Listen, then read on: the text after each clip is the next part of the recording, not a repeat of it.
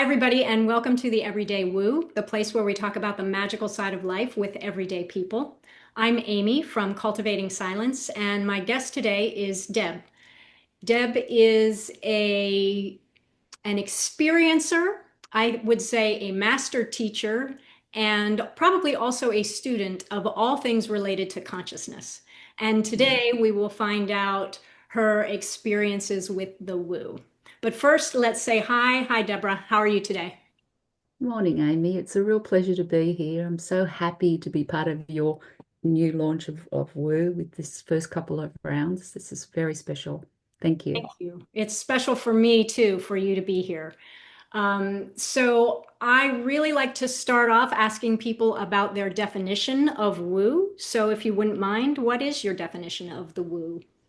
For me, definition of Woo, and particularly because I am a student of consciousness, what I've always thought of it was things that I haven't been able to explain or label that happen to me that have a blink factor for anyone I share them with.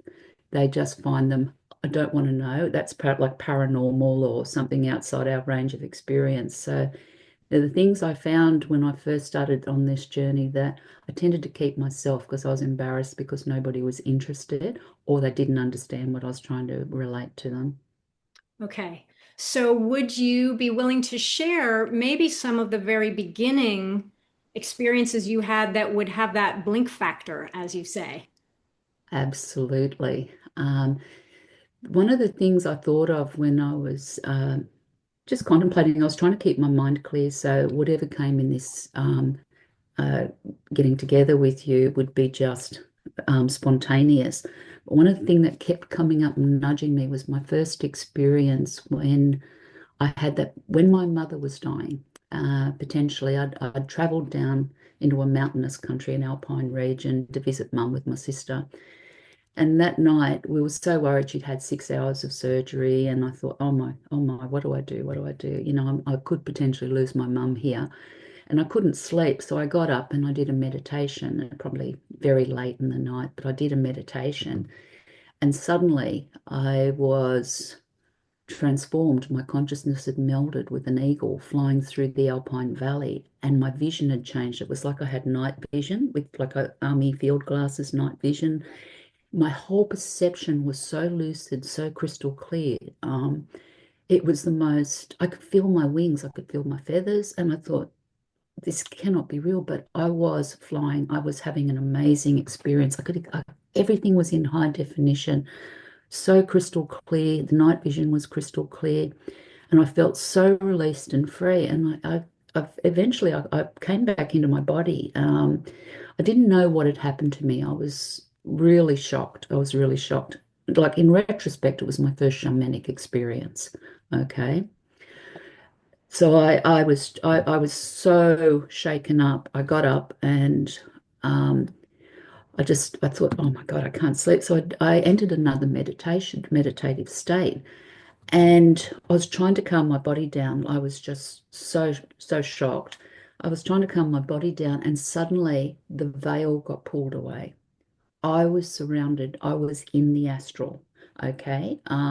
It was the veil. And if anyone's ever done scuba diving and they go down in the depths where the sun's leached, you can't see anything. So everything looks grayish. It's monochromatic, monotonal. Um, it was like that. And I could hear the sounds of all these souls leaning forward to me. And I actually thought this room was full of souls. I'd actually was in that moment bridging two worlds. I was literally in the physical plane, but my consciousness, where it was at that time, had suddenly bridged, and my perception had shifted with the altered brain state because I'd been meditating. And I was now both in the astral and in the physical. And I was so crowded with souls that saw me and were leaning over me, all with their mouths open, trying to communicate with me. But I hadn't turned on that sensory level where I could get the telepathy going. I was in so much fear when that happened. I thought they'd come to take me away. I thought I was dying. And then I thought, it can't be me. They must be here for my mum. And it was just the most horrifying, terrifying, fear creating experience that I was just a mess after that. I was scared to go in the bedroom again. The veil had been pulled away and I knew there was another world. And how do you talk to somebody about that? And like I can still feel the energy of it, the fear of it. All these souls they were just crowding around me. No. So I had to find a way to process it because it actually affected me. I contained a lot of fear and it contracted me so badly. I doubted my sanity. I doubted, could this really have happened? Am I imagining it? Am I going mad? But what I did, the way I chose to respond to it, and this is over a time period, I decided to learn. I decided to try to find out what happened to me Beautiful. and resolve this fear. So Oh, and that's how yeah, it really made the difference because I started studying. I got books. I think the first book I got was a book by Dr. Bruce Goldberg. And it was about, I think it was astral voyages or something like that. But it explained the astral plane to me. When I read that book, and that really helped because it made sense of what had happened to me. And it was purely a perceptual shift because I dropped down into theta, sort of borderline theta, delta state with my brain waves, and I was seeing more, I was experiencing and feeling more. The next step I took was to study evidential mediumship. I sat in an evidential mediumship circle and I learned from a very rigorous teacher, an Irish woman, Celtic lineage. It was amazing. But I got so much validation in the evidential mediumship process. I was reading for people with my face in a corner. I didn't even know who I was reading. Like I was getting the spirit for them coming through. So I did that for a couple of years. And it taught me to resolve the fear because it normalized something that was so bizarre, so unexpected, and so terrifying at the time. It actually so it began to open me up again because I was so contracted. I was anxious. I was, why me? Why I can't talk to this about. yeah. So it actually taught me to step through fear and find what I always like to explain as the gift beyond the fear. Beautiful. Okay. One second. I write a lot of notes when people talk, and I'm writing that last thing down that you said so I don't forget it. You just Mm. shared so much in just that one experience and how you then dealt with it afterwards. And if we could, you're welcome to share. I know you've had so many experiences. You can share another experience, but if we could slow down a little for everybody, because you mentioned so many different things. So let me go back to the beginning here. Um, well, I'll start with this. You mentioned brainwave states, and I'm not Mm. sure that everybody watching, maybe people know what that means, maybe people don't. So if you could share a little bit about that first, and then I'll ask a couple more clarifying questions, maybe. Yeah, okay. So I've meditated a lot because I tended to be a more anxious type of person. Excuse me, I'm going to cough.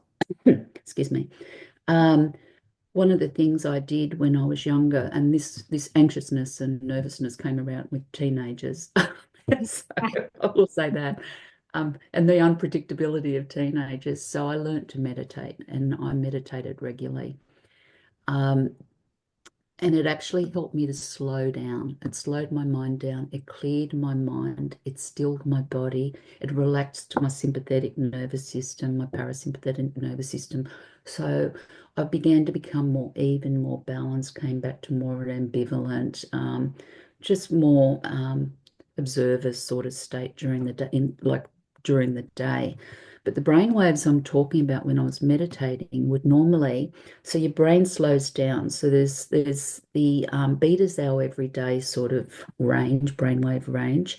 I can't think of the hertz at the moment, but when you slow down, you go into theta state, which is quite often the healing state, the turning within, the slowing down of the mind, the breathing, the body. Um, and after that's the delta state, the lower state where you go into sleep and you dream and that's also a healing space as well. Um, so when I was meditating, there's also the other side of the range where you can go up into alpha, which is a more excitable. You're still aware internally, but also externally. It's a little bit more excitable. And when you do mediumship or platform mediumship, when you get the mediums up on the stage and they're, so let's get some energy in this room because they're trying to create a compatible bandwidth for spirit to meet with us in this plane. So they're getting the energy to rise. That would be more the alpha state. But what I'm talking about, what happened to me, I'd gone into that really lovely, mellow, slowing down. My brain waves had slowed down, my body was relaxed, my mind was still, and suddenly I had a divergent experience. I bridged two worlds. Um, and that was it was just it's not just a bridging state, it's a shift in your perception, your spectral range, what you can perceive, what is around you. Because when I did learn mediumship, one of the first things that the teacher said that really caught my awareness was the spirit world's only that far away. It's only an inch in front of your face. It's just a perceptual shift. And over the years, what I found was I could actually use those brain states to have targeted experiences, like an out-of-body experience or a remote viewing experience. They all had compatible brain states or different brain states. It was like turning the channel in my mind. I could slow down my body and my brain, or I could turn it up and have a relative experience based on what I was studying at the time. Does that make sense? That made total sense. Thank you for that. And so, in the beginning, there you are meditating, I believe, because Mm, of the experience you were going through with your mother and the pain you were mm, feeling. So you correct. meditated to try to help yourself in some way, I think. Mm, Yes. correct. Yeah. And so in that meditation, your brain waves begin to shift and Mm, slow down perhaps, and you have a perceptual shift. And you are yeah. then an eagle Yeah. flying. Go ahead. Yeah. Yeah. On that, what I would add, because of my studies in like projection of consciousness and out of body work, retrospectively, what I would say about that experience was my consciousness projected. So the physical body's sort of like in the sleep paralysis state. My consciousness has projected. I'm in a heavy trance state at that point, and I've melded consciousness with an eagle, or Yes. I might have been in the spiritual plane, and I was journeying as an eagle. I can't really make sense of it, but they're my two sort of points of reference. But it started the shamanic journey. I was never interested in studying shamanism, but shamanism was interested in me. Yeah. So along with the development of consciousness hand in hand over the years, there would be points where I would have a shamanic experience, usually related to journeying in the with a spirit animal. Animals, I had a bird that would come and constantly make sure I got back safely to my body when I was traveling, when I was An sleep actual traveling. bird or a perceptual bird? A bird that came to us, it was a little cockatiel. He Actual came into, bird. yeah, but Excellent. his dream body would actually journey with me to make sure I would get safely back to my body when I was learning and bumbling around in the That's spirit world. beautiful. Mm-hmm. Yeah. Mm-hmm. So the shamanic aspect seemed to be a very much a hand-in-hand part of the journey of the development of consciousness. When your consciousness starts expanding and your perceptual range starts to expand. I never sought it, but it sought me. I had three death experiences, like full on experiences of different deaths that I had experienced. One in a white car going off a cliff, actually feeling the impact, actually feeling the passing. One where I drowned in the surf, full on lucid experiential deaths. So they were all part of this journey of dissolving the fear around death as well, which helped with the expansion of consciousness. I had so many death experiences that I lost that fear as well. That was another gift. So, Mm-hmm. I Mm-hmm. mean, I'm not particularly interested in how I might go this time, but I've melded with so many different aspects of myself in my journeys. They become memories. Like we understand it as past life regression, but there's future life progression as well, where we are present in that moment experience as the observer. So when you begin to travel out of body, you meet aspects of yourself as well in those spaces. So I think we're going off on a different tangent now, so you might want to rein It's back. all fascinating. But yes, well, I'll go and I have two things in my head at the same time here, at least. But I want to pick up on something that you just shared. You said you were not so interested in shamanism, but it was interested in you. And Yeah. I believe that for many people, that that's what's going on, and it kind of Mm. finds you, and then you have an experience, and then the fear comes up, and Yes. what do you Yeah. do? And so that's, go ahead. My little phrase, and excuse the language here, but I'd study the shit out of it. That's what I would do. If I hit a fear gate, I would study, and I'd Mhm. usually study for a couple of years on something until I really understood it. I'd integrated it, I had it, and then I'd move on to something else. I'd already got that gateway checked off. Let's go to another one. Wow.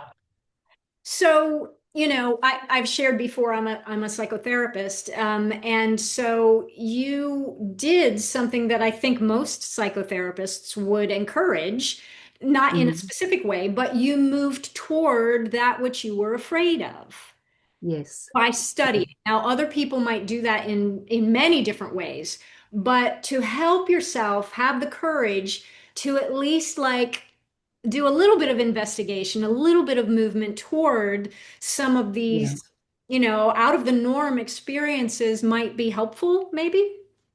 Yeah, the way it usually worked for me. Now I'm looking because I've always tracked everything, mapped everything, I've journaled everything, so I've got retrospective benefit here. And this has been happening since, oh gosh, this has been happening since the 90s for me. But more formally, when I left corporate world in 2012, I really started following. I started looking at science and spirituality. I wanted to get that bridge. I wanted to make sense of things.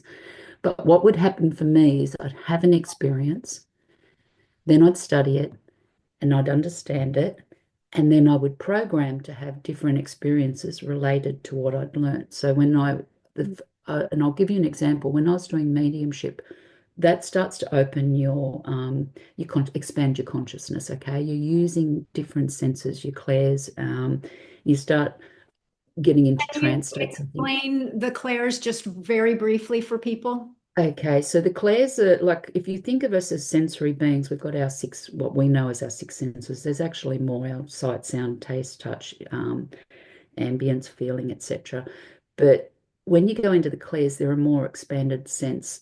So you're getting sensories on a more heightened level of clairvoyance, like seeing, clairgustance, tasting, cognizance, knowing, clairaudience, hearing, etc. So your clairs are more expanded, and when your consciousness starts to expand, these dial up in acuity. Okay, your senses, like you at the sensory level, the ambience, the feeling, the knowing starts to dial up as well. As your consciousness expands, these senses become more acute. It's like you've got a dimmer switch. This is my analogy.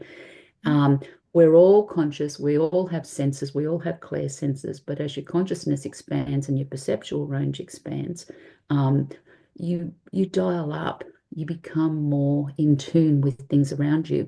So I had heard voices before in the past, before I studied mediumship, for example, but when I started studying mediumship, it dialed up. I could hear them. I could feel them at my ear. I could like at my dad's funeral, I could see him kneeling beside my mum. Your vision expands to different. You've got a different bandwidth. You've got a more expansive bandwidth. Would probably be the best way I could describe it. Thank So you for explaining that. And I yeah, did cut you off. Do you remember where you were going? You were talking about using different senses. I apologize for cutting you yeah. off. I was thinking the way I was approaching it was I would have an experience because I'm looking back. I'm doing a retrospective review, so I'd have an anomalous experience.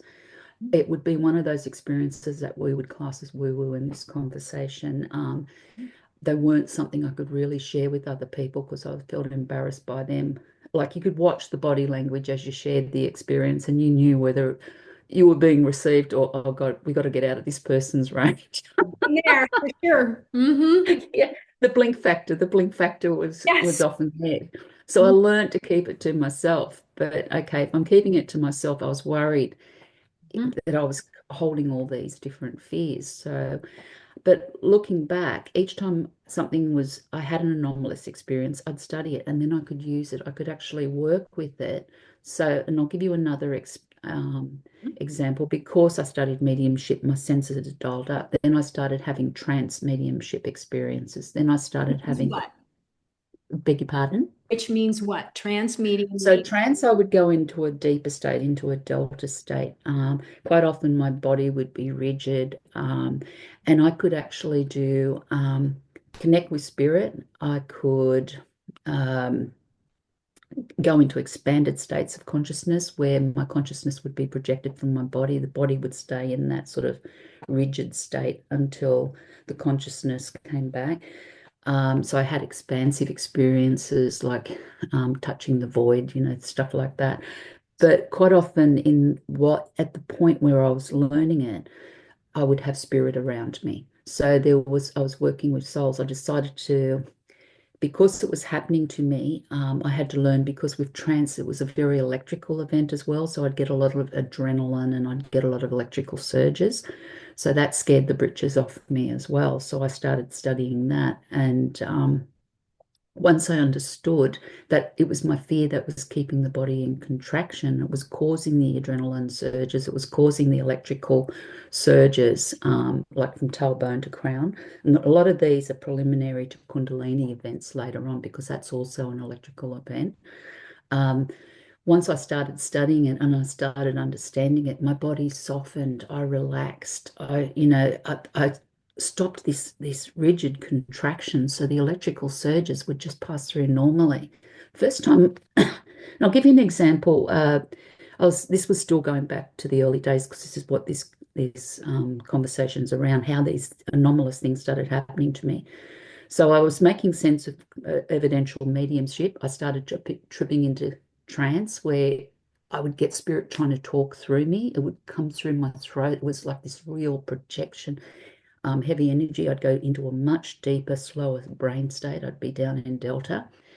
What happened to me, one night my soul group around me, I could hear them buzzing as I was going to the mediumship class. And there was just all these voices saying, she's going to do it, she's going to do it, she's going to do it. And there was so much excitement. I had electrical surges. I had to pull the car off the road. And I had to get myself like grounded because I was This was rigid. happening while you were driving? Correct, because I was heading to the class. This was like an hour before the Wow. class. So because these electric surges were giving me Yes. adrenaline, I was really frightened. I had to pull off the road because I was getting a head spin. So I had to get grounded, and then I kept going because I didn't understand what was going to happen.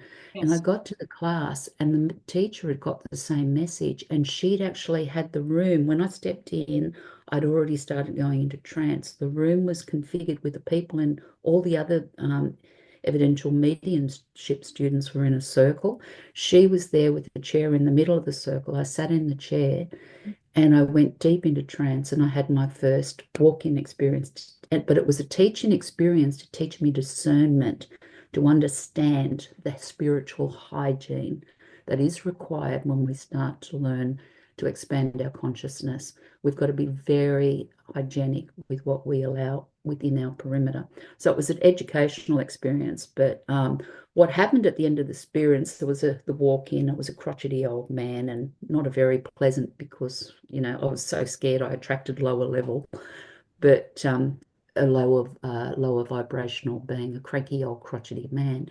But anyway, he validated, he gave some information to somebody in the circle, so there was validation. Okay, so there was no doubt. But when the experience was finished, because when I was in trance, nobody could touch me. I was so electrified, it created like a electrical zap. When I was finished, it blew the lights in the hall. The electrical surge blew the lights in the hall. But the point was, retrospectively, it helped me to learn to discern in the years that followed, to know what is right and wrong to have within and around my body when I was having experiences that were expansive, paranormal, etc. It was my first education from my own team to show me, or to guide me to have discernment when I worked. So, but it was just such an anomalous experience. Um, the other one, like because I was studying and my senses were dialing up, I had my first out of body experience where I hadn't quite released from the body. I woke up, my body was shaking on my bed from head to toe. It was violently shaking. Mhm. So that was the next field I had to study because that scared the life out of me. Okay, I'm going to ask you to slow down Yeah. because you've given so much information. You know, it's almost overwhelming for me, but I imagine for people that haven't really experienced any of these things, they're like, "What?" So, and I do apologize for this also. You know, I've interrupted you a few times to ask you to clarify some things for that very reason, for people that might not know. But so I want to go back just for a moment into the driving experience and the crotchety old man experience. So first of all, you know, here you are driving down the road, going to a class, I believe, and you have this anomalous, energetic woo experience. And Mm, I think I think it's important for people to know, to understand that this happens. Things mm, happen to us when we're just in our normal waking life and we have boom some weird experience and I think it's important to know that that can happen and that you're not crazy and that you probably, now everybody has to choose for themselves, but you probably don't need to go to see a doctor or a psychiatrist, at least not right away. Like, yeah, and you can relax yourself, pull the car over like Deborah did, and kind of, you know, help yourself to come yeah, back and be grounded and relax and breathe. And I really just wanted to point out that those kinds of things can happen and it's okay. yeah, yeah. It is okay. Again, I have the benefit of retrospect. While I was learning it, I had to figure it out. But you're right. You can slow yourself down. You can take a breath. You get yourself grounded. And what I think the thing that I didn't have at the time was anyone to talk to these experiences about, because even my teacher didn't understand the things that were happening to me because Yeah. they were outside her experiences. But it seemed that I had a proclivity once I got into studying anything that did expand the consciousness Mhm. to take it the next step, to push the boundaries and then have another type of anomalous experience that would scare me. And but once, looking back, once I figured out what it was, and there was always, I didn't necessarily have labels for it because some of these experiences don't have labels in our 3D reality, Mhm. but it just made sense. It was just part of human potential that was suddenly being realized because I was opening my own potential. I just had to understand it and then I could relax into it. That's beautiful. I'm so glad you shared that because I believe that that is true also, that as we are maturing and growing, that our developmental stages, as the psychologists Mm. have uh, labeled in our books, our developmental stages actually continue beyond what is written and in our texts. Correct. Yeah. And part of these types of experiences, or let me say it a different way, these types of experiences are part of our continued development and expansion that, at least as of yet, is not, is the word codified in our literature. Yeah, yeah. Well, I think we're all conscious. But what I've found is that there's different qualities and levels to consciousness. So, and a lot of it's directly associated with the quality of your health, your quality of your emotional health, quality of your electrical health, what's around you, what's within you. It's all interdependent. And when you start to study or to have these experiences, if you normalize them, it turns that dimmer switch up again, that acuity, that potential turns up again.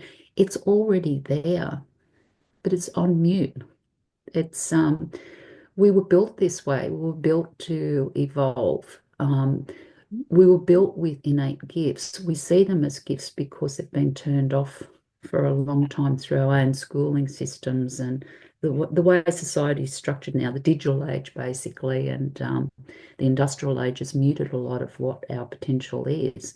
But a lot of people are just interested in consciousness, meditating, whatever they're studying, remote viewing, whatever, mediumship, whatever. I also studied I did distance healing for years, so that tunes you up as well.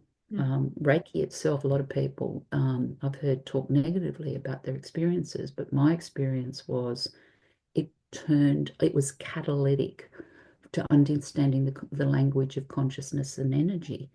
So when we start on a journey of meditating or healing or, becoming coherent with other people, we actually start to tune up what's already innate and has been lost.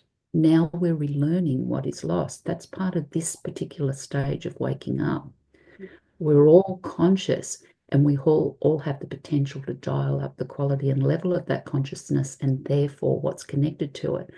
So these experiences aren't unnormal or abnormal. These experiences were always available to us, but we don't have labels for them because we'd lost the skill. Um, that would be my thought on it because it's just who we are. Humans are built this way. Yes, that's beautiful. I totally agree. I'm glad you shared it in that way. Um, yeah, I think we're all on a journey of incredible things that Mm. we've never really experienced before. And Yeah. so to whether you're driving down the road and you start to feel something funky going on in your body, or you're at the grocery store and you can hear somebody that's like on the other end of the grocery store, or whatever it is, I hope this chat and the other chats that we're doing will help people to what you called normalize Mm. experiences, and to allow for the fear. Of course, you're going to experience fear when something like that happens, I would Mm. imagine. But so let yourself feel it and then relax, work with that fear, move toward Mm. it a little bit as Deborah moved toward it at breakneck speed. And actually that brings me to I wanted to say, Deborah, you are a person who, as you have these experiences and then you move toward them and you learn about them, and then you use what you've learned again to kind of dial it up, and that takes you into the next experience. And then you learn Mm. about that, and that takes you into Yeah. the next experience. And I think that's incredible. And that's not for everybody. No, no. I think one of the words you used, breakneck speed, or terms you used was breakneck speed, and I think my journey was accelerated, but it also got to the point where I lost that quality of consciousness because I lost the quality of my health. They are interdependent.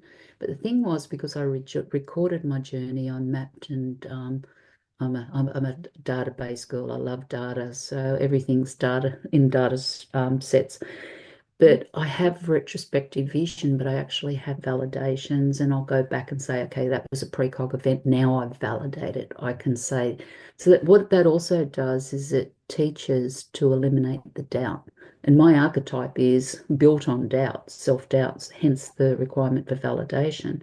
Wow. So everything, like everything starts with doubt for me. I have to put the post-it note on the laptop. Don't doubt, do. But it's really helped me because it's helped me just keep going, take one more step. But I don't recommend the breakneck speed, obviously, because there was a lot of fear in the process. But it was like I was getting thrown into things for that very reason. The Yeah. experience would happen, and then I would have to figure it out.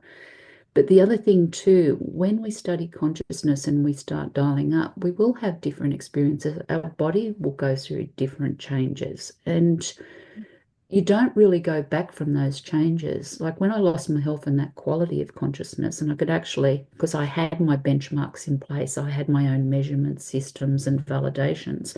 When you lose that quality of consciousness and you've got to relearn and take those steps again, Mhm. it gives you a value for what you've lost. So, what our human potential is when you really expand and you begin to have these experiences, the next best thing in that place is to have somebody to talk to that I think that you will listen and hold safe space and not judge, but listen, a community that will listen, not judge, of like-minded people that are going on a similar journey to study consciousness or expand, or just to be good people. Humane humans are conscious beings. You know, like it's that's hand in hand as well. Um, so if we're a good and kind person, we've already got a heightened level or quality of consciousness. We Mhm. may not be a student of consciousness, but therein lies the rub because you can have this experience whether you're studying or not, That's which was what exactly happened right. on my journey. That's Yeah, exactly right. And that is the reason to do this because every day yeah, people are going to be walking down the street and, going to be, and we have been already, but it's just going to continue yeah, having these types of experiences. And so yeah, hopefully this is a place where we can chat and feel normal. And yeah. go ahead. What did you want to say? No, I was just going to say, and that's why I really, really wanted to share some of my experiences with you, Amy, because this is a safe space. And if somebody else listens and hears something like, "Oh, that happened to me," you don't need to be able to describe it. You know that it's happened.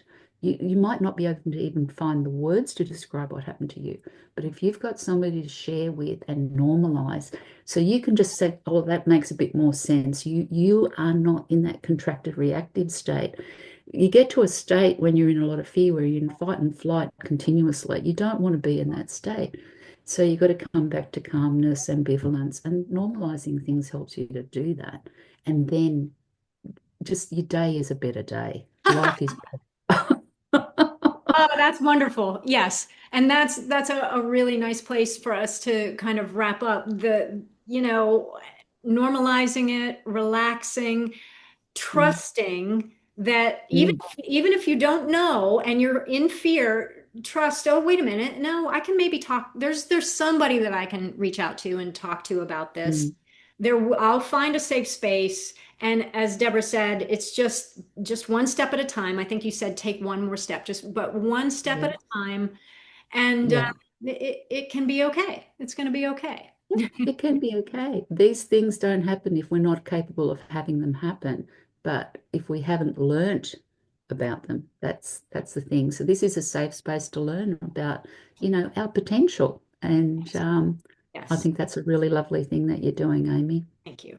And Deborah, you touched on so many different topics today. I would love if you're at all willing for you to come back and maybe we could talk about some specific things like hygiene and boundaries was one thing that kind of led Yeah, me. yeah, I mean, we could go yeah. on for hours, I'm sure, I talking. would love to. Yeah, because spiritual hygiene, from what I learned from experiences that taught me to value, it's the comparative experiences. This is why we have a polarity world and a polarity consciousness. By having the negative experience, I reach for the positive experience. It does teach you to value your spiritual health as well, and to set boundaries, and to use discernment when you're studying consciousness and you are expanding, and also the ethics of consciousness. Then you start going into that area. Yeah. Yeah. Great. I would love to have you back so we could do a deep dive into some of the ethics and hygiene aspects of all of this. That would be great. Amy, thank you so much. I'm just so grateful for what you're doing for people. Thank you. Well, thank you again for being here. And I just want to say thank you to everyone watching. And we'll see you next time on the Everyday Woo. Take care, everybody. Bye-bye.